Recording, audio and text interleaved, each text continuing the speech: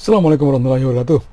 Ya, pada kesempatan ini saya akan berbicara tentang guru dan dosen. Ya. Pertanyaan mendasarnya adalah, kalau Anda adalah seorang guru atau Anda adalah seorang dosen, apa motivasi Anda menjadi seorang guru dan dosen? Apakah karena Anda tidak bisa bekerja di luar, sehingga akhirnya Anda terpaksa menjadi seorang guru atau dosen? Atau karena Anda memang memiliki kemampuan, memiliki kemauan untuk bisa menjadi seorang pendidik? Ya, oke. Kalau kemudian Anda sudah memutuskan menjadi seorang guru dan dosen, maka apakah Anda sudah paham berkaitan dengan kedudukan, fungsi, dan tujuan menjadi seorang guru dan dosen? Ya, sebenarnya kedua-duanya sama ya, antara guru dan dosen, bahwa mereka adalah pendidik. Ya, hanya memang wilayah didikannya saja yang berbeda. Jadi kalau guru adalah pada sekolah dasar, menengah, dan atas, sedangkan dosen berada pada wilayah pendidikan tinggi. Namun kalau Anda pahami bahwa tujuan menjadi seorang pendidik itu hanya satu, yaitu berkembangnya potensi peserta didik agar menjadi manusia yang beriman dan bertakwa kepada Tuhan Yang Maha Esa, berakhlak mulia, sehat, berilmu, cakap, kreatif, mandiri, serta menjadi warga negara yang demokratis dan bertanggung jawab. Itu merupakan amanat dari Undang-Undang Sistem Pendidikan Nasional. Kalau kemudian kita bicara tentang pendidikan, maka jangan lupakan yang namanya Ki Hajar Dewantara. Beliau adalah Bapak Pendidikan Indonesia. Ya, beliau begitu punya banyak konsep berkaitan dengan pendidikan. Jadi misalkan ada 5 konsep belajar yang dimulai dari asas kemerdekaan, bahwa seorang peserta didik atau seorang pendidik itu memiliki kebebasan, kemerdekaan dalam bagaimana mereka berpikir, ya, bernalar, dan seterusnya. Kemudian bahwa belajar itu sesuai dengan kodrat alamnya, naturalnya seperti apa sebagai seorang manusia. Ya, kemudian juga asas kebudayaan, asas kebangsaan, dan yang terakhir adalah bahwa asas kemanusiaan.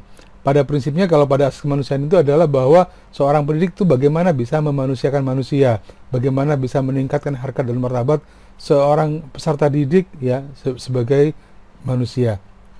Ya, ini kemudian konsep lagi yang lainnya yang saya ambil dari okezone.com di sini, yaitu bahwa Ki Hajar Dewantara, ya, dengan taman siswanya membagi beberapa tahapan dalam proses pendidikan.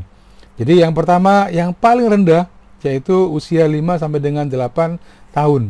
Mengapa kok tidak ada di bawah 5 tahun? Karena di bawah 5 tahun itu, ya, menurut Ki Hajar Dewantara, itu adalah bagian dari pendidikan di wilayah keluarga. Jadi seorang ibu, seorang bapak, ya, dan keluarganya itu adalah guru terbaik bagi anak-anak mereka. Ya, itu di bawah 5 tahun.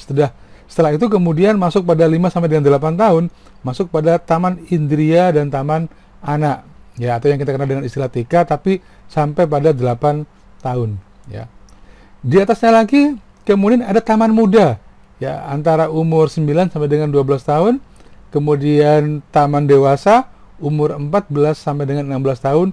Jadi mengapa pada usia 14 sampai dengan 16 tahun itu disebut sebagai taman dewasa? Karena kalau pada zaman dahulu bahwa definisi dewasa itu adalah ketika kemudian seorang sudah akil balik, ya. Nah, kemudian pada bagian akhir adalah taman madya dan taman guru, yaitu pada umur 17 hingga 20 tahun. Ini adalah pembagian tingkatan dalam proses belajar menurut Ki Hajar Dewantara.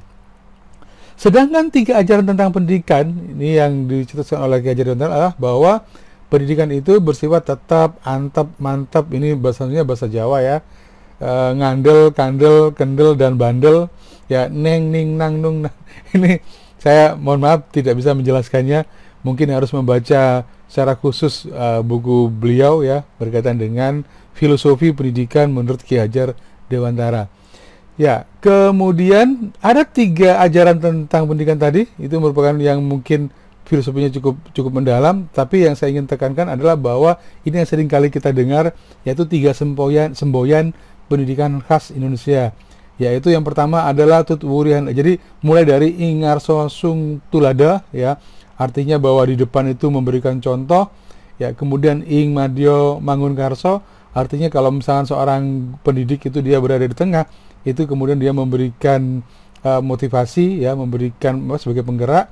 Sedangkan Tutwuri Handayani, ini yang tertulis di logonya Departemen Pendidikan, ya, atau Kementerian Pendidikan dan Kebudayaan, yaitu Tutwuri Handayani, yang artinya adalah bahwa di belakang memberikan dorongan. Jadi seorang guru itu atau seorang pemimpin, ya, itu pada prinsipnya dia bisa berada di depan yang memberikan teladan, kemudian dia berada di tengah yang memberikan karsa, memberikan semangat, memberikan sebagai penggerak, dan di belakang dia sebagai pendorong untuk bisa majunya. Nah, 3 hal ini yang kemudian harus dipahami oleh seorang dosen dan guru, ya. Jadi bukan hanya kemudian muridnya atau mahasiswanya dibiarkan saja, terus mbok kamu ngerti ndak ngerti karepmu gitu. Nah, itu berarti dia tidak memahami konsep dari 3 hal yang dicanangkan oleh Ki Hajar Dewantara ini. Oke, metode pendidikan pedagogik sendiri, ya, yang dikembangkan itu yaitu bahwa seorang pendidik itu dia harus bisa momong, among, dan ngemong, yang artinya bahwa seorang pendidik itu harus dia bersifat untuk mengasuh, ya. Bahwa sangat aneh kalau kemudian seorang guru atau seorang dosen kemudian dia marah ketika misalkan muridnya dia nakal atau kurang ajar, ya. Kenapa? Kalau kemarahannya itu berdasarkan sebagai bagian dari mendidik, itu tidak apa-apa. Tetapi kalau kemudian marahnya itu kemudian merupakan bagian, ya, lahir dari sebuah kebencian, ya, untuk menghancurkan, bahwa bahkan dendam, nah itu yang kemudian tidak boleh, ya. Bahwa kita melihat peserta didik atau mahasiswa itu sebagai objek didik yang kita ingin tolong mereka untuk bisa menjadi manusia, yang tadi konsepnya adalah memanusiakan manusia, ya. Oke. Oleh karena itu kemudian di era saat ini, ya, sangat aneh kalau kemudian kita masih bertemu dengan guru yang killer atau dosen yang killer, yang kemudian seorang guru atau dosen itu harusnya itu dihormati atau disegani oleh murid dan mahasiswanya, bukan ditakuti. Tidak lagi zamannya menjadi guru dan dosen itu, ya, ditakuti.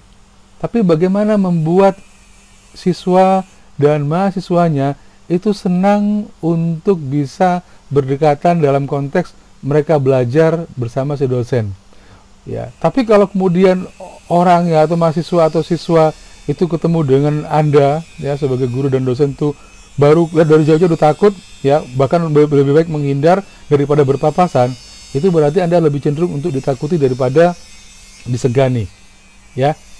Oke. Jadi saya seringkali juga menemukan beberapa dosen ataupun guru yang kemudian mungkin belum cukup dewasa untuk menjadi guru dan dosen. Mengapa? Karena ketika kemudian si mahasiswa ataupun kemudian siswanya dia berbuat salah, maka kemudian itu masuk buku enteng-enteng. Buku enteng-enteng itu adalah buku catatan seolah bahwa awas selama saya jadi dosen kamu nggak akan pernah lulus. Wah, itu berarti dia bukan seorang pendidik yang baik, ya. Oke, saya pernah mengalami juga bagaimana masuk ke sebuah kelas, ya, yang kemudian membuat saya cukup trauma, ya, sampai dengan saya menjadi mahasiswa. Jadi ceritanya itu waktu saya masih SMP, ada seorang guru matematika yang luar biasa. Kenapa luar biasa? Karena ketika beliau masuk ke dalam kelas, ya, kita diam bukan karena kita senang, ya, tapi karena kita takut, ya, takut berbuat salah, takut jangan-jangan kita yang jadi objek kemarahan, ya, dan seterusnya. Ya, mungkin dia sebelumnya tuh punya masalah dengan di rumah atau dengan guru lain, tapi ketika kemudian masuk ke kelas, kita yang menjadi objeknya. Jadi contohnya misalkan pada kasus di guru SMP saya ini adalah ketika ada seorang teman bertanya tentang pelajaran, ya, setelah pelajaran setelah beliau menjelaskan, kemudian beliau bertanya, oke, baik, siapa di antara Anda yang mau bertanya? Maka kemudian teman saya bertanya, mengacungkan tangan, kemudian dia bertanya, apa respon pertamanya? Ya, jadi respon pertamanya adalah, itu adalah pertanyaan bodoh, gitu, ya. Ketika kemudian si guru tersebut sudah menilai pertanyaan dengan pertanyaan bodoh, tidak menghargai, tidak memberikan apresiasi pada pertanyaan murid tersebut, maka di pertemuan berikutnya tidak ada lagi murid atau siswa yang berani bertanya.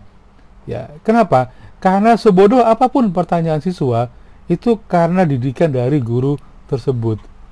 Ya, jadi jangan salah bahwa sebenarnya tidak ada guru, tidak ada siswa yang bodoh. Yang ada adalah siswa yang tidak bertemu dengan guru yang tepat. Nanti kita akan bahas itu di filosofi berikutnya. Baik. Nah, ada juga kemudian itu juga, jadi kalau di SMA saya tidak pernah bertemu dengan guru yang aneh-aneh ya, tapi di SMP yang saya punya pengalaman banyak berkaitan dengan guru di sini. Ya, jadi ada juga kemudian ada guru yang kemudian dia memberi tugas, tidak pernah mengajar, pokoknya kasih tugas, tulis di papan tulis, kemudian setelah itu masuk mengecek apakah siswa sudah menyalin dari apa yang sudah ditulis oleh murid lagi yang lainnya di papan tulis. Kalau tidak ada yang menyalin, maka kemudian apa yang terjadi? Maka penghapus kayu akan mendarat di kepala masing-masing siswa.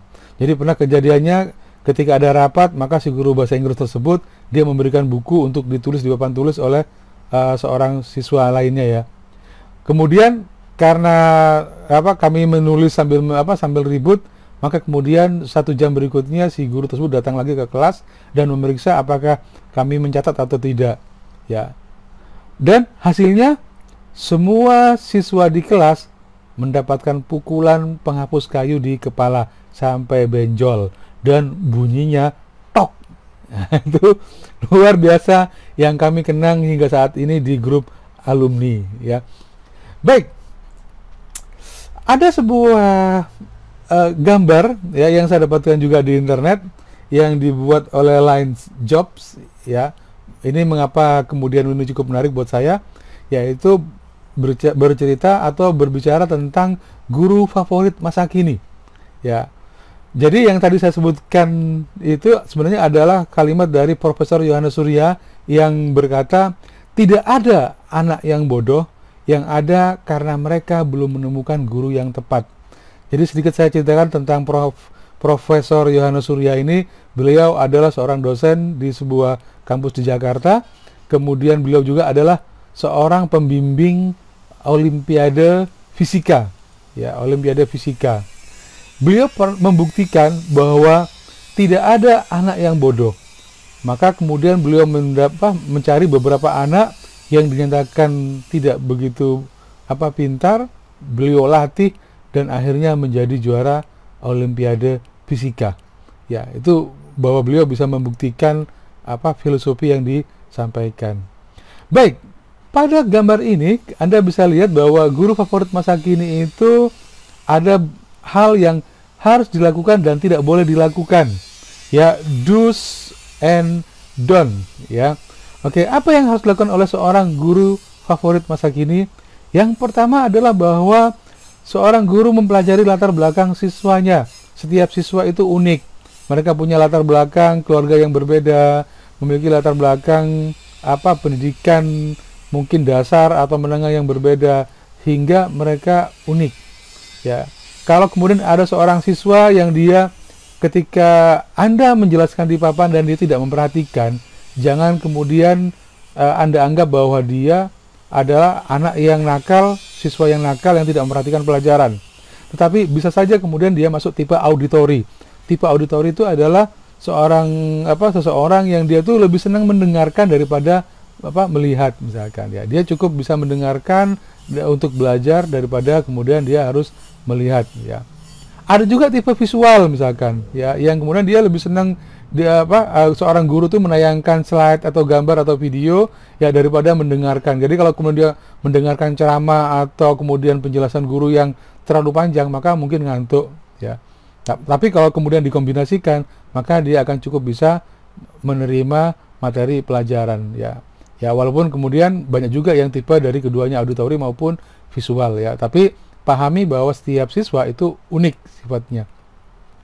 Ya, kemudian menganggap semua siswa adalah pintar. Jadi seorang guru tidak boleh menganggap kamu bodoh sekali. Ya, itu juga pantangan bagi seorang guru dan dosen dalam memberikan nilai. Kenapa? Karena ketika kemudian itu diterima oleh si murid sebagai sebuah kebenaran, label tersebut, ya, maka kemudian yang terjadi adalah si guru dia sudah berdosa besar karena telah membuat si murid percaya bahwa dia adalah anak yang bodoh. Ya, tetapi berbeda jika kemudian si murid memiliki tipe ya mental baja yang ketika kemudian dia dibilang bodoh, maka dia akan membuktikan bahwa dia tidak bodoh. Itu berbeda ya. Tapi sekali lagi bahwa karakter setiap seorang itu berbeda. Yang ketiga, seorang guru itu harus kreatif dalam mengajar. Ya, suasana kelas tidak selalu menyenangkan ya dengan siswa-siswa yang berbeda-beda dengan jumlah yang besar terutama, maka kemudian seorang guru harus bisa melihat ya bagaimana kondisi kelasnya, ya bagaimana kondisi siswanya secara keseluruhan, sehingga dia harus bisa belajar secara kreatif ya, entah itu dibuat menjadi indoor atau outdoor atau menggunakan media-media pembelajaran yang kemudian bisa menarik atau kekinian. Contohnya misalkan ketika kemudian suasana sekarang ini sedang musim K-pop misalkan, maka bisa saja contoh-contoh soalnya ataupun ilustrasinya menggunakan bintang-bintang K-pop ya, seperti Choiron mungkin ya, saya nggak tahu nama-nama bintang K-pop. Kemudian seorang guru memahami menggunakan dan peran teknologi digital sebagai media pengajaran. Ini juga adalah bagian dari pengembangan kreativitas ya. Anak-anak sekarang tuh belajar banyak di media online misalkan ya, atau di YouTube, ataupun juga mungkin ya menggunakan animasi. Maka seorang guru bisa saja kemudian dia mencari tools ya sifatnya animasi yang bisa digunakan untuk bisa membuat siswanya betah belajar ya berlama-lama dengan materinya ya. Dan yang terakhir adalah bahwa komunikasi yang dilakukan oleh seorang guru favorit adalah komunikasi dua arah. Jangan terlalu banyak ngomong tapi kemudian tidak mendengarkan apa yang ingin disampaikan oleh siswanya. Jadi seorang guru harus aktif mengajak siswa berdiskusi. Jadi setelah menjelaskan mungkin 10-15 menit, maka kemudian ya buat pertanyaan yang sifatnya brainstorming misalkan ya, atau kemudian juga mencoba untuk menggugah ya nalar dari siswa supaya mereka berpikir kira-kira mengapa ya kok bisa begitu. Ya, itu adalah bagian kemudian mereka dimintain pendapat, dan sekali lagi ingat, berikan apresiasi kepada mereka yang berpendapat walaupun menurut Anda ya itu mungkin tidak cukup mengena ya. Oke. Dan ada beberapa hal yang tidak boleh dilakukan oleh seorang guru atau dosen ya, atau guru favorit ini masa kini ya.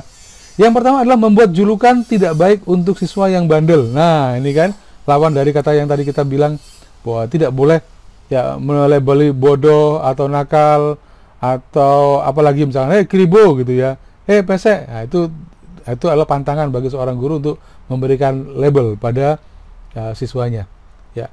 Kemudian pilih kasih. Wah, ini banyak sekali terjadi di SMA, SMP dulu ya, nggak tahu juga, ada juga guru-guru yang kalau kemudian dia dengan murid favorit atau siswa favorit yang mungkin ngetop atau mungkin OSIS, maka kemudian diberikan perlakuan khusus misalkan ya. Oke, harusnya tetap guru itu bersifat ya adil ya pada semua siswanya. Tidak terbuka terhadap pemikiran siswa yang kritis. Ya, ini yang tidak boleh dilakukan oleh seorang guru, bahwa dia tidak terbuka terhadap pemikiran siswa yang kritis. Jadi kalau ada siswa yang kritis, siswa yang tanya, atau siswa yang mungkin memprotes dengan caranya, maka harus dihadapi dengan tenang, sabar, dan open minded ya, bahwa mereka inilah justru calon-calon pemimpin. Siswa-siswa yang kritis ini adalah mungkin calon-calon pemimpin masa depan ya, sehingga kemudian seorang guru harus bisa mengarahkan bahwa supaya dia boleh kritis, berpikir kritis, tetapi tetap harus menyampaikannya dengan cara yang baik, dengan yang sopan ya, cara yang sopan ya, dan seterusnya. Berikutnya, seorang guru tidak boleh menuntut siswa untuk paham segala hal yang diajarkan. Ya, jadi sekali lagi bahwa setiap siswa memiliki daya intelektual ya, daya tangkap, daya kemampuan belajar yang berbeda-beda. Sehingga kemudian ketika Anda ya menemukan bahwa ternyata muridnya sudah diajarkan bolak-balik tidak paham-paham, maka tidak juga kemudian marah dengan kondisi mereka. Ya, ini guru favorit masa kini ya, ada hal yang boleh dan tidak boleh dilakukan. Saya kira ini sebenarnya suatu hal yang sifatnya natural sebagai seorang guru atau sebagai seorang pendidik. Ini juga saya temukan dari Exam Time ya, lumayan bagus, yaitu 10 kemampuan guru masa kini ya, walaupun masa kininya mungkin tidak tepat penulisannya ya. Yang pertama adalah bahwa seorang guru itu harus punya komitmen. Kalau dia sudah bilang A, B di depan kelas, maka itu harus dijalankan. Ya, kalau misalkan dia sudah buat kontrak perkuliahan dengan mahasiswanya, maka misalkan saya akan berikan buku ini, oke saya akan pinjamkan minggu depan, oke saya akan kopikan file PowerPoint saya. Tapi ternyata ketika ada seorang siswa atau mahasiswa yang minta untuk mengcopy file PowerPoint-nya, ternyata tidak diperkenankan, ya, atau hal-hal lain yang sifatnya melanggar komitmen, ya. Kemudian seorang guru atau dosen itu harus memiliki persiapan, ya. Besok mau ngajar apa, 1 jam ini mau ngajar apa, ya, maka sudah harus memiliki persiapan. Walaupun sudah mengajar materi yang sama berulang-ulang. Kenapa? Karena tidak ada materi yang sifatnya dia stagnan. Ya, mungkin kasusnya yang dirubah sesuai dengan kekinian, misalkan. Ya, jadi misalkan materi matematika, walaupun mungkin materi matematika itu sejak zaman dulu sama, tapi bisa saja kemudian contoh kasusnya dibuat berbeda sesuai dengan kondisi saat ini. Misalkan kalau dulu tidak mengenal istilah COVID, maka kemudian si guru bisa saja membuat soal atau contoh kasus COVID-19, misalkan, ya. Kemudian yang ketiga, tertata rapi. Ya, sekali lagi bahwa kalau misalnya kita melihat dari filosofi yang disampaikan oleh Ki Hajar Dewantara, bahwa guru itu menjadi teladan, dosen itu menjadi teladan, maka dia juga menjadi contoh, ya, yang baik bagi siswa, bagi mahasiswanya. Maka dia juga harus tampil rapi, ya. Saya kira kalau kemudian seorang guru tampil acak-acakan, ya, tidak tampil rapi, maka itu menjadi nilai, ya, bagi siswanya, bahwa itu sebagai sebuah nggak apa-apa kok nggak rapi, ya. Yang keempat adalah toleran terhadap perbedaan, ya. Toleran, ya, bisa seperti tadi perbedaan pendapat, ya, atau perbedaan lainnya, ya. Yang kelima, ya, ini seorang guru juga pandai bercerita, ya, bahwa seorang guru itu harus senang bercerita, senang mendongeng, ataupun mempunyai kemampuan dalam storytelling. Ya, kenapa? Karena membawakan sebuah pesan terkadang lebih nyaman, lebih tepat kalau kemudian dibuat dalam bentuk sebuah cerita. Memotivasi misalnya, jadi bisa cerita tentang pengalamannya atau cerita tentang pengalaman orang lain. Ya, ini biasanya siswa di kelas, jangankan siswa, mahasiswa di kelas pun ketika kemudian ada dosen yang saya sendiri biasanya bercerita tentang satu hal, materi yang nanti dikaitkan dengan materinya, mereka sangat senang, ya. Akan jauh lebih mudah kemudian menyampaikan materi, ya, dengan gaya bertutur, ya, dengan gaya bercerita, ya. Kemudian yang keenam, terbuka untuk ditanya. Ini tidak semua dosen, ya, yang terbuka untuk ditanya. Kenapa? Pengalaman saya juga dulu waktu kuliah, ada seorang dosen, ya, dosen saya juga, yang ketika kemudian ditanya, beliau tidak terlalu suka ditanya di dalam kelas. Setiap kali ditanya di dalam kelas, beliau selalu gelagapan dan berkeringat, ya. Oleh karena itu kemudian saya sangat paham bahwa beliau ternyata tipe orang yang dosen yang sebenarnya tidak terlalu siap untuk berpikir atau menjawab secara langsung di kelas, ya. Maka kalau beliau mengajar strike, ya, kalau misalnya 1,5 jam itu mengajar, maka ngomong aja dari awal sampai akhir, tapi tidak ada diskusi atau ditanyakan. Maka ada seorang teman mahasiswa yang dia bertanya, ya, dia bertanya ngacungkan tangan, maka kemudian si guru gelagapan, si dosen gelagapan saat menjawab dan keluar keringat dinginnya, ya. Saya lihat. Nah, sejak itu kemudian saya paham bahwa tidak semua orang cukup nyaman menjawab pertanyaan di depan kelas. Maka kalau saya mau bertanya, biasanya setelah jam kuliah selesai, saya datang ke ruangan dosen, kemudian saya minta waktu untuk bertanya, dan ternyata ketika beliau ditanya secara personal, cukup nyaman, ya, cukup nyaman, gitu. Berbeda saat di depan kelas, ya. Jadi sekali lagi ingat bahwa banyak juga ini dialami oleh dosen-dosen muda yang tidak siap, ya. Padahal sebenarnya trik seorang guru atau dosen, kalau kemudian beliaunya tidak bisa menjawab di depan kelas, wah, ini pertanyaan bagus, ya, Anda bisa menghindar dengan, ini saya kira pertanyaan bagus, oke, ada yang bisa bantu saya untuk menjawabnya? Ya, itu trik pertama. Atau yang kedua, oke, ini pertanyaan bagus, ya, oke, saya akan simpan pertanyaan Anda, saya akan jawab minggu depan.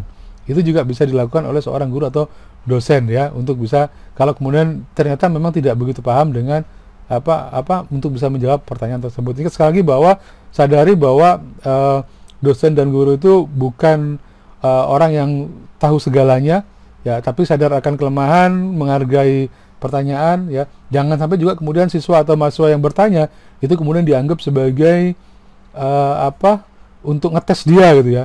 Itu juga kasusnya pernah terjadi, ada seorang mahasiswa teman saya juga yang dia ngetes yang dia bertanya pada guru, pada dosen, ternyata kamu ngetes saya ya. Ternyata si dosennya marah ya. Terus si teman saya tadi disuruh keluar gitu ya. Padahal mungkin dia hanya salah dalam merumuskan kalimat pertanyaan ya. Apa Bapak bisa menghitung? Nah, itu dianggap ngetes ya, dianggap untuk bisa menjatuhkan si dosen ya. Kemudian yang ketujuh, guru itu harus inovatif ya. Jadi biasanya guru itu harus melihat apa sih, karena biasanya antara guru dan siswa itu ada gap usia, maka si guru sebisa mungkin bisa mengenali apa sih yang lagi ngetren dibahas oleh siswa-siswanya, apa sih yang lagi ngetren dibahas di dunia generasi anak SMP atau anak SMA atau anak SD atau mahasiswa misalkan. Jadi misalkan saya juga senang film misalkan Naruto misalkan, maka ketika kemudian saya ngajar di kelas ya, yang saya tahu bahwa mereka juga adalah penggemar Naruto, pastinya banyak penggemar Naruto, maka saya bisa saja misalkan butsin yang dilakukan oleh Naruto atau Jiraiya, atau juga mengutip juga kalimat-kalimat filosofi yang di beberapa tokoh yang ada di film tersebut misalkan ya. Itu juga adalah bagian dari mendekatkan antara dosen dengan mahasiswanya, atau mendekatkan guru dengan siswanya dengan hal yang sifatnya inovatif ya. Oke, kalau yang lainnya saya kira bisa entah itu penggunaan alat ya dalam mengajar, atau juga ada, saya lihat ada di video di YouTube itu ada seorang dosen atau guru yang dia mengajar dengan menggunakan animasi. Jadi seolah-olah dia sedang berdialog dengan layar ya, atau orang yang berada, karakter yang ada di presentasi atau videonya. Itu juga menarik sekali saya kira ya. Yang keenam, enamnya ada di bawah, yang kedelapan harus ini ya.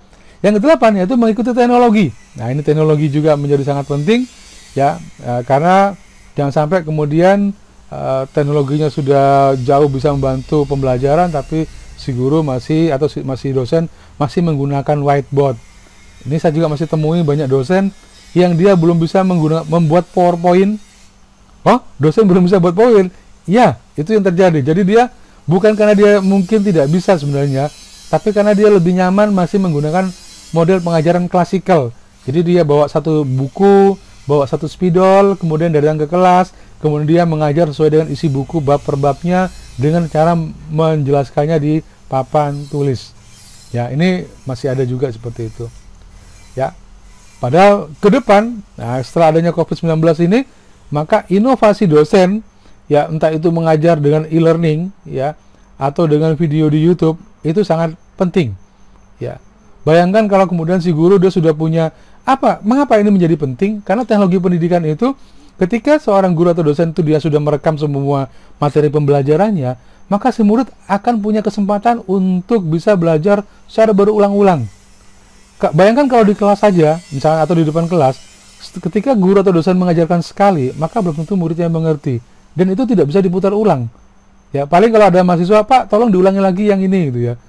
Yang mana? Semuanya Pak gitu ya. Wah, itu kan capek sekali. Tapi kalau ketika kemudian setiap kali guru atau dosen mengajar, kemudian itu dibuatkan video rekamannya ya, kemudian itu diupload di YouTube, maka mereka bisa untuk belajar secara berulang-ulang sampai mereka paham. Sekali lagi ingat bahwa setiap siswa atau mahasiswa punya kemampuan belajar yang berbeda-beda, daya tangkap berbeda, memori berbeda ya, daya nalar berbeda ya, sehingga kemudian kalau menggunakan teknologi ya, pembelajaran yang baik, maka itu akan sangat membantu mereka bisa belajar. Yang 9, berjiwa sosial ya. Seorang guru atau dosen jangan takut atau jangan malu atau untuk kemudian mengeluarkan sedikit uangnya untuk memberi reward kepada mahasiswa ya. Beberapa dosen yang saya temui ya, termasuk saya ya, biasanya kalau mampir ke toko retail, beli beberapa kue misalkan ya, atau semacam kayak snack yang bungkus itu, beng-beng misalkan ya, saya sebut merek aja nggak apa-apa. Maka kemudian ketika masuk pada icebreaker misalkan, pada ice breaking, ada pertanyaan, oke, baik, siapa yang bisa menjawab ini, saya akan kasih hadiah beng-beng misalkan ya. Ya mungkin nggak seberapa, tapi ketika mereka mendapatkan hadiah dari guru atau dosennya, ya walaupun itu nggak seberapa, itu saya kira cukup luar biasa bagi mereka. Itu sebagai apresiasi dari pertama kemauan mereka untuk mau menjawab, ya, yang kedua inisiatif tadi itu, keberanian tadi ya. Ya, saya juga biasanya mengumpulkan, kalau misalnya saya dari seminar atau pelatihan, saya kadang-kadang dapat agenda, dapat bolpen, dapat tas, dan seterusnya. Maka itu saya kumpulkan ketika di kelas, bisa juga kemudian saya berikan sebagai gift ya, sebagai reward bagi mereka yang kemudian mau bertanya ya, gitu. Itu ya kenapa? Karena saya tidak membutuhkan agenda buat apa juga gitu kan, tapi mungkin mereka jauh lebih membutuhkan dibandingkan dengan saya ya. Yang 10, kutu buku. Pertanyaannya adalah, buku apa yang telah Anda baca ya 3 bulan terakhir ini sebagai seorang dosen atau sebagai seorang guru? Ya, kalau gurunya saja malas membaca, bagaimana siswanya? Ya, masalah utama yang ada di Indonesia saat ini adalah rendahnya tingkat literasi. Kemampuan mahasiswa dan siswa dalam membaca itu rendah karena mereka jarang sekali membaca buku. Loh Pak, kan sekarang zamannya internet. Iya, tetapi kalau misalnya zamannya internet, apakah setiap hari Anda membaca detik.com, kompas.com, mencari tahu kira-kira apa berita yang sedang hit? Ya, itu masalah ya. Jadi kalau misalnya kita lihat peringkat PISA yang kemarin saya sampaikan di video sebelumnya, ya, ternyata Indonesia itu berada pada peringkat ke-74 dari 79 negara. Dan masalah utamanya adalah masalah literasi, kemampuan membaca cepat. Itu mengapa kemudian banyak sekali siswa atau mahasiswa yang ketika dia bertemu dengan soal yang sifatnya reading, yang sifatnya dia ada paragraf, ada naskah yang dijawab, maka biasanya akan butuh waktu lama untuk menjawabnya. Kenapa? Karena untuk bisa memahami pokok kalimat, ya ini apa pesannya, ini topiknya, itu mengalami kesulitan. Kenapa? Karena tidak mampu dalam membaca secara cepat ya. Sampai-sampai di beberapa tempat saya lihat ada kursus membaca kilat. Apa inti dari kursus membaca kilat? Yaitu bagaimana membaca ya dengan metode scanning. Ya, sehingga kemudian tidak harus dipahami secara per kalimat, tapi kemudian dengan metode scanning bisa langsung kita memahami apa sih yang mau dibicarakan oleh paragraf tersebut misalkan.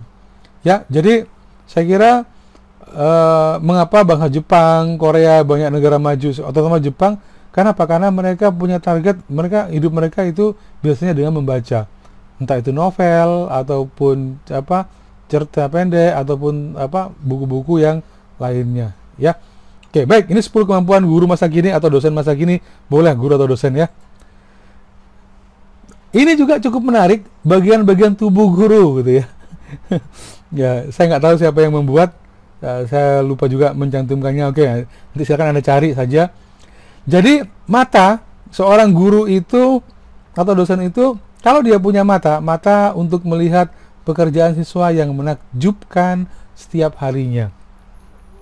Bibir seorang guru atau dosen selalu tersenyum dan menyambut ramah pada siswa setiap paginya. Tangan seorang guru untuk menolong, membimbing dan memberikan pelukan yang hangat. Ya, ini terutama di guru SD.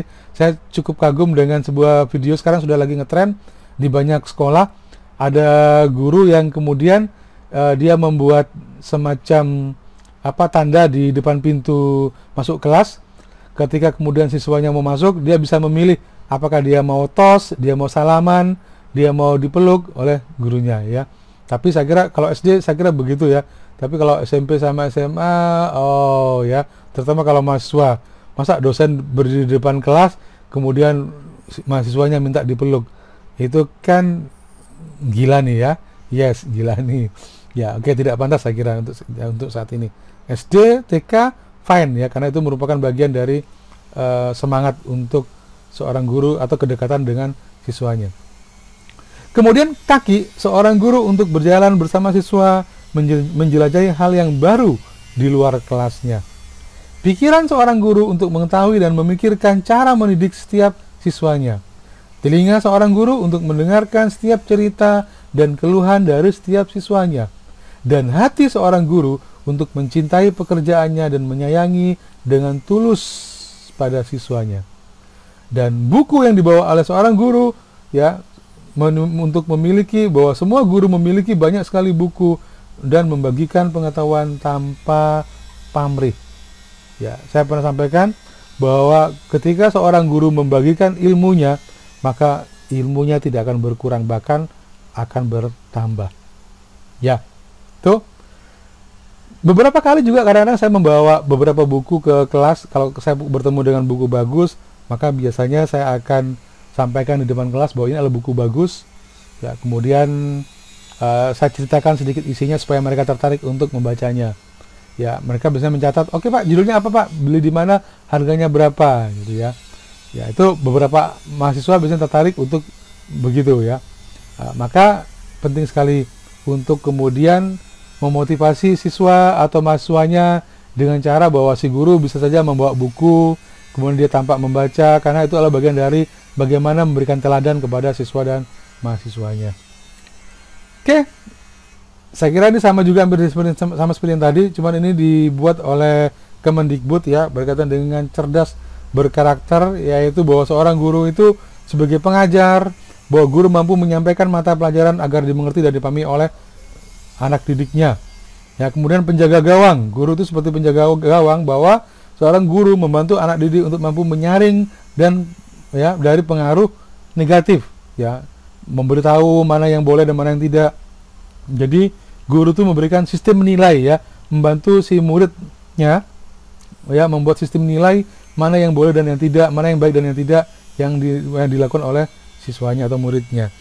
Kemudian seorang guru menjadi fasilitator, yaitu guru mampu membantu anak didik dalam proses pembelajaran ya, menjadi menjadi teman diskusi dan bertukar pikiran. Sedangkan guru menjadi katalisator, yaitu guru mampu mengidentifikasi, menggali dan mengoptimalkan potensi anak didiknya. Ini menjadi sangat penting sekali karena seringkali bahwa siswa itu dia tidak tahu, saya tuh kira-kira pintarnya di apa ya, kira-kira saya tuh potensinya di apa. Maka seorang guru harus bisa melihat potensi dari siswanya. Contohnya nih, misalkan ada seorang siswa ketika dia pelajaran, dia seringkali menggambar ya, membuat semacam kayak doodle ya, Google Doodle begitu ya, di bukunya. Ya, sedikit mencatat tapi dia lebih banyak sering menggambar. Maka kemudian si guru memperhatikan potensinya dia pada visual, dia senang kali membuat kartun misalkan. Maka dicarikanlah lomba-lomba yang berkaitan dengan lomba kartun. Ikutkan dia. Ya, siapa tahu kemudian dia termotivasi untuk kemudian dia mengembangkan diri jauh lebih baik lagi dengan ya kemampuan menggambarnya. Ya. Atau bisa juga misalkan ketika ada seorang siswa yang dia punya kemampuan komputer yang bagus, ya, maka kemudian si guru minta tolong aja, tolong saya buatkan PowerPoint yang begini gitu ya. Nanti kemudian ketika sudah selesai diberikan reward, entah itu ya walaupun hanya uang 10.000 atau 15.000, tapi bagi si siswa itu sudah memotivasi dia untuk bisa memiliki rasa percaya diri yang lebih ya, bahwa dia ternyata mampu untuk bidang tersebut ya. Jadi banyak hal bagi seorang guru untuk bisa memotivasi atau menjadi katalisator bagi anak didiknya. Dan yang terakhir bahwa seorang guru menjadi penghubung ya. Guru mampu menghubungkan anak didik dengan sumber-sumber belajar yang beragam, baik di dalam maupun di luar sekolah. Seperti tadi mungkin dari buku, atau kalau zaman sekarang mungkin era YouTube, misalkan ketika ada channel bagus ya seperti channel saya ini ya oke lah ya, maka kemudian si guru kemudian menyampaikan ke siswanya, kalau kamu mau belajar tentang ini coba masuk ke channel ini, bagus sekali channelnya gitu ya, ya nggak ada iklannya gitu. Atau kalau misalkan ada materi yang berkaitan dengan hobi misalkan, maka dari itu kemudian seorang guru atau dosen itu harus banyak eksplorasi ya. Tujuannya untuk apa? Bukan hanya untuk dirinya sendiri, tapi juga untuk bisa mencari sumber-sumber informasi, sumber-sumber pengetahuan yang bisa dibagikan kepada siswa ataupun ya atau mahasiswanya. Baik, ini yang tadi Ki Hajar Dewantara ternyata dituliskan juga di sini. Di depan seorang pendidik harus memberi teladan, di tengah guru harus menciptakan prakarsa dan ide. Dari belakang seorang guru harus memberikan dorongan dan arahan. Ini yang Tut Wuri Handayani tadi ya. Oke, saya kira ini meme yang bagus juga untuk bisa dipahami oleh guru dan dosen. Bagian akhir yang saya ingin sampaikan kepada Anda semua di sini yaitu bahwa dosen dan guru atau guru dan dosen itu yang pertama adalah bahwa dosen dan guru harus terus ya update pengetahuan ya. Karena seorang guru dan dosen itu harus memiliki pengetahuan dan keterampilan akan materi ajarnya. Anda tidak bisa menjadi dosen dan guru yang baik bila kemudian tidak memiliki keterampilan dan pengetahuan akan apa yang mau diajar. Ya, minimal itu. Ya, syukur-syukur kalau kemudian Anda harus terus update. Jangan sampai kemudian apa yang Anda ajarkan ke siswa atau mahasiswa itu adalah apa yang diterima oleh Anda ketika kuliah dulu. Ya, berarti ilmunya yang tidak berkembang selama puluhan tahun, ya. Kenapa? Karena ilmu pengetahuan itu berkembang terus-menerus. Ya, kalau dulu misalkan pelajaran kewarganegaraan itu menghafal menteri-menteri, maka saya kira sekarang sudah tidak lagi zamannya menghafal nama-nama menteri, ya. Karena sangat pusing kalau kemudian harus menghafal nama menteri yang bulan kemarin sudah barusan dipecat atau di reshuffle ganti lagi menteri yang lainnya, ya. Kemudian yang kedua, ya, seorang guru atau dosen dia harus memiliki pengetahuan dan keterampilan dalam mengajar. Apa? Yaitu mulai dari merencanakan apa yang mau diajar. Ya, pasti Anda sudah paham bagaimana dengan RPP, ya, rencana pembelajaran, ya, atau GBPP, ya. Ya, itu penting sekali. Kalau misalkan Anda mau ngajar hari ini, maka kira-kira materinya apa, bahannya apa, kemudian tugasnya apa, dan seterusnya. Itu harus direncanakan. Tapi kalau ada dosen masuk ke kelas, ya dia hanya ngikutin belajar hanya per bab sesuai buku, ya, tapi tidak memperkaya dari banyak sumber lagi yang lainnya, maka sebenarnya dia telah mati sebagai seorang dosen, ya. Oke. Kemudian pengetahuan dan keterampilan mengajar juga berkaitan dengan masalah menyampaikan. Yaitu apa menyampaikan, ya? Berarti harus punya kemampuan dalam public speaking. Ya, bagaimana berbicara yang kira-kira powernya ya bisa didengar oleh siswa, yang kemudian pitch-nya atau vokalnya juga cukup jelas sehingga kemudian si siswa, ya, karena saya juga menemukan beberapa dosen yang kalau dia berbicara itu gremeng. Gremeng itu apa? Gremeng itu tidak jelas, ya, antara kumur-kumur sama ngomong gitu, ya. Ya, kalau Anda lemah dalam power dalam berbicara, maka gunakan sound system. Saya menghargai ada seorang dosen yang dia di kelasnya tidak ada sound system, maka dia membawa sendiri active speaker kemudian ditambah dengan mikrofon. Ya, kenapa? Karena itu pertama untuk menghemat energi. Kalau dia berbicara keras selama 2 jam misalkan, maka powernya akan habis, ya, energinya akan habis, maka untuk mengajar di kelas berikutnya dia akan kelelahan. Ya, tapi kalau sudah terbiasa dengan bersuara yang keras, maka saya kira itu juga bagus, ya. Saya terlatih untuk dulu waktu jadi asisten dosen mengajar di kelasnya cukup besar, maka tidak ada mikrofon, akhirnya kemudian biasa berteriak, ya. Beberapa bulan pertama suaranya habis, ya, karena biasa berteriak atau bersuara keras, terutama kalau kemudian mahasiswanya rame, maka belajar bagaimana strategi untuk bisa mengendalikan suasana kelas, ya. Nah, public speaking yang baik itu kira-kira seperti apa? Misalkan bagaimana body movement, bagaimana body language, ya, atau facial expression, atau kontak mata, ya. Banyak hal di public speaking yang harus dipelajari sehingga kemudian Anda menjadi seorang dosen atau guru yang menarik di kelas, ya, yang membuat siswa ataupun mahasiswa Anda itu betah untuk bisa menyimak apa yang Anda jelaskan, ya. Yang kedua tadi adalah storytelling. Ya, storytelling itu kemampuan dalam bercerita, dalam bernarasi itu juga menjadi penting, ya, atau bahkan mendramatisir gitu, ya.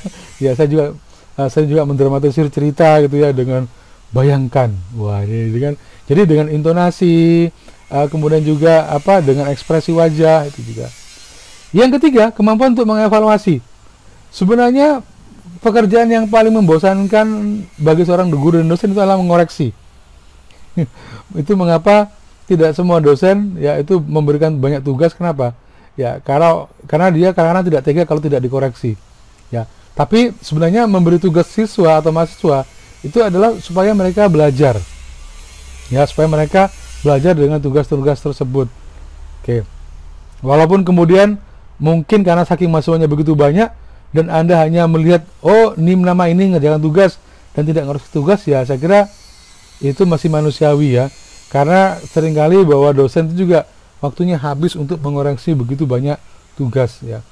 Jadi saya pernah tahu ada dosen yang dia mengoreksi tugas mahasiswa hanya dengan melihat, oke, tulisannya banyak, ya, tulis tangan tulisnya banyak, oke, gitu, ya. Walaupun mungkin dia mencontoh dari, ya, ketika dia menuliskannya, maka itu sudah bagian dari belajar, gitu, ya. Kemudian seorang dosen dan guru juga harus mampu merumuskan resep dan strategi mengajar. Setiap guru dan dosen itu punya strategi dan cara mengajar yang berbeda-beda, ya. Maka dari itu kemudian biasanya si mahasiswa akan terkesan, oh guru ini dulu galak. Saya punya seorang teman dosen dulu yang dia kalau masuk ke kelas itu galak sekali. Tapi justru beberapa mahasiswanya itu terkesan dengan cara dia mengajar. Kenapa? Karena kalau dia mengajar itu meyakinkan sekali, ya, bahwa saya tekankan gitu ya. Jadi dia dengan intonasi, motivasi, power yang kuat, ya, walaupun dia galak, ya. Ya, oke, siapa di antara yang berani nantang saya gitu misalnya. Dia begitu. Jadi itu guru si mahasiswanya yang ketemu dengan saya, ya, yang bercerita tentang dosen tersebut, itu menanyakan, "Pak, dosen itu masih ngajar nggak, Pak? Saya sangat senang dengan dosen ini dulu, kalau mengajar itu bersemangat dan seterusnya ya. Walaupun kalau ada murid terlambat sama dia dimarah-marahin, bahkan disuruh push up juga gitu ya." Ini lucu juga nih dosennya. Ya. Oke, kemudian seorang guru dan dosen juga harus bisa sedikit memahami psikologi, ya, terutama psikologi pendidikan, psikologi perkembangan juga, ya, dan komunikasi antar personal. Ya, bagaimana kemudian Anda berkomunikasi dengan tidak mempermalukan siswa di depan siswa yang lainnya. Ya, kalau ada seorang siswa yang kemudian dia mungkin berbuat salah, maka bagaimana cara menegurnya yang tanpa kemudian dia kehilangan muka atau kehilangan rasa percaya dirinya gitu ya. Yang kelima, ini yang sangat penting, bahwa menjadi guru dan dosen itu harus punya passion, harus punya semangat, harus punya gairah menjadi guru dan dosen, harus menjadi passionnya, dan juga harus punya compassion, yaitu punya rasa cinta kasih pada siswa dan mahasiswanya, bahwa dia menjadi guru, dia memberikan ilmu, dia mengajarkan, dia membimbing, dan seterusnya adalah bagian dari panggilan hidupnya, passionnya, ya. Bagian dari bagaimana dia bisa menyikapi, ya, perasaan cintanya pada ilmu pendidikan, ya, membuat senang bahwa orang lain bisa pintar, bisa menjadi pribadi yang jauh lebih baik lagi dengan ilmunya, ya. Tanpa itu, maka Anda hanya akan menjadi tukang jamu, ya. Anda hanya akan menyampaikan sesuatu tanpa jiwa, ya. Oke. Dan yang terakhir adalah bahwa dosen dan guru itu harus punya energi dan ekstra energi. Mengapa? Karena sebenarnya mengajar itu juga butuh energi.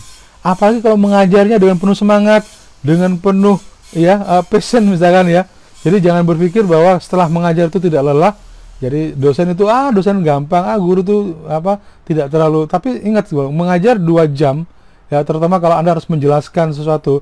Kalau kemudian itu sifatnya pemrograman mungkin tidak terlalu, atau matematika kasih contoh soal, oke, kerjakan, nanti siapa yang bisa maju, mungkin tidak terlalu banyak berbicara. Tapi kalau yang sifatnya dia memotivasi, maka Anda butuh energi, ya. Jadi oleh karena itu kemudian makan yang cukup, bawa bekal air, ya. Kalau mungkin juga perlu minum energy drink gitu ya, tapi hati-hati, ya, harus bahaya pada kesehatan ginjal, ya. Tapi intinya adalah bahwa minuman yang mengandung mungkin ada sedikit gula. Karena Anda butuh gula juga ketika Anda mengajar. Jangan sampai kemudian Anda mengalami glikemia, ya, yang kekurangan gula, ya. Saya juga pernah mengalaminya, makanya biasanya saya bawa permen juga ketika kemudian saya mungkin telat makan, kemudian tidak mau bekal, maka minimal saya punya permen dan air putih, ya, sehingga jangan sampai kemudian kekurangan asupan gula, ya. Ini energi. Kenapa? Karena setelah mengajar 1,5 jam atau 2 jam, maka selesainya itu pasti merasa sangat lelah sekali, ya. Ya, keringat, baju juga basah. Itu kalau AC-nya mati, ya. Itu. Baik. Pengalaman saya dalam mengajar atau menjadi dosen, tidak selamanya kemudian fisik kita itu merasa fit. Terkadang misalkan kita ngajar malam jam 6 malam setelah maghrib, kemudian kita ada jam mengajar, tapi perasaan fisik itu begitu capek, ya, pengennya pulang, nggak usah ngajar aja, ya, tinggal kasih tugas, ya. Tapi ada perasaan juga tidak enak. Kenapa? Karena kasihan mereka sudah capek-capek jauh-jauh untuk datang ke kampus, ya. Itu ada rasa tanggung jawab juga, ada perasaan tidak enak juga, menghargai mereka yang mungkin juga sudah bekerja, ya, siangnya dan mereka malamnya untuk kuliah. Maka sering kali saya lakukan, walaupun misalkan fisik sudah capek, ya, pengen mungkin juga sedikit meriang, maka kemudian saya tetap harus datang ke kelas, ya. dan mulai mengajar. 5 menit pertama mungkin akan sedikit slow motion, tapi kemudian ketika mulai semangat belajar dan saya lupa dengan sakit saya, selesai mengajar, saya merasakan jauh lebih sehat dibandingkan dengan saya sebelum mengajar. Entah mengapa, itu sering saya alami. Jadi saya sudah sangat hafal. Kalau kemudian ketika saya akan mengajar dan ternyata saya mengalami kelelahan atau capek, maka saya akan paksakan untuk datang ke kelas. Kenapa? Karena ketika saya bertemu dengan mahasiswa, bertemu dengan mereka yang juga semangat untuk belajar, maka kita akan jauh lebih bersemangat lagi untuk bisa belajar, berdiskusi dengan mereka. Jadi itu yang saya alami selama menjadi dosen juga. Jadi baik, ini saya kira yang bisa saya bagikan kepada Anda semua untuk menjadi bahan diskusi. Kalau Anda ingin diskusikan dengan saya, silakan ketik komentar di bawah, ya. Nggak usah subscribe juga nggak apa-apa. Yang paling penting adalah kita berdiskusi, saling berbagi menjadi seorang dosen dan guru. Ya. Terakhir dari saya adalah pesan dari Mbah Mun, ya, Kiai Haji Maimun Zubair. Kalau Anda menjadi seorang dosen dan guru dan Anda seringkali frustasi karena mungkin murid atau siswa atau mahasiswa Anda tidak juga paham, maka mungkin Anda bisa bisa mengingat pesan dari Mbah Mun ini. Pesan beliau adalah, jadi guru itu tidak usah punya niat bikin pintar orang. Nanti kamu hanya marah-marah ketika melihat muridmu tidak pintar. Ikhlasnya jadi hilang. Yang penting, niat menyampaikan ilmu dan mendidik yang baik. Masalah muridmu kelak jadi pintar atau tidak, serahkan kepada Allah. Didoakan saja terus-menerus agar muridnya mendapat hidayah. Ini pesan yang luar biasa dari seorang pendidik, seorang kiai, ya, dari almarhum Mbah Mun, ya. Semoga Allah mengampuni dan memberikan kelapangan pada kubur Mbah Mun. Ya, demikian dari saya. Kurang lebih saya mohon maaf. Terima kasih. Assalamualaikum warahmatullahi wabarakatuh.